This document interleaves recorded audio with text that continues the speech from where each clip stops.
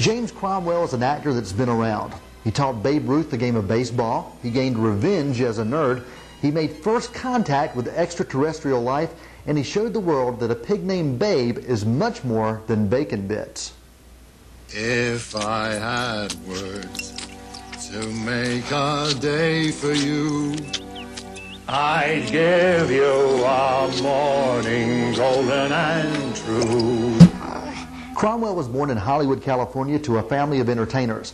His mother was actress Kate Johnson, and his father was John Cromwell, the critically acclaimed director of such classics as Of Human Bondage with Bette Davis and The Prisoner of Zenda.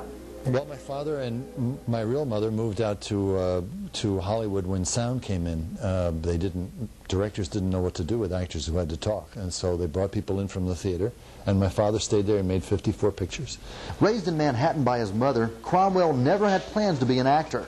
He originally intended to become a mechanical engineer, but it was during his college years that Cromwell spent a summer in Sweden watching his father direct, and it was there that the seed was planted. I'm a very unique physical presence. I look different than most people. I'm very tall. And so it's interesting to me that I do a number of films, and even when I watch them, I say, oh, the guy looks different. They don't look the same. It's the same face. I know who it is. But there's something individual about each one. I'm not doing the same thing over and over and over again, which pleases me. Cromwell spent 10 years directing regional theater, but it was in 1974 that he got his big break. He was cast as a character by the name of Stretch Cunningham in the sitcom All in the Family. I read for the director, and then I read for Norman, and Norman Lear said, fine, we'll see you on Monday. I didn't know Norman Lear. I'd never seen the show, so I thought, oh, well, gee, I got a job. That's really great. Then, as I did the show, I began to realize what it was. In 1976, Cromwell made his big screen debut with Alec Guinness, David Niven, and Maggie Smith in the feature Murder by Death. I would do a film here and there, but it never really, I called it a careen. I didn't have a career. I had a careen from one thing to a pillar to post. It wasn't actually until Babe that I began to have a career and get a sense of what it is that I want to accomplish. So with tons of television shows, feature films, and miniseries to his credit, it took a picture about a lovable ham of a pig and an Academy Award nomination to change the direction of Cromwell's career. Do a number of films and nothing comes from them, and you think, what can I do? I'm doing the best I can, and it doesn't seem to count. And then all of a sudden, one day, it counts. Then, of course, you're legitimized as far as the industry is concerned. They always know you can act, but are you of any use to them? Now you're of some use. It was while working on the Milos Forman film, The People vs. Larry Flynt, that Cromwell heard of his Academy Award nomination.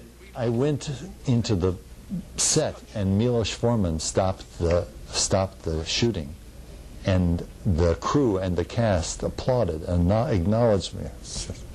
That's Milos, because Milos has been there. He allowed me the moment of getting what it means when it happens, and it's fine. It was done. Cromwell supports many causes, and in some cases his films are reflections of those beliefs.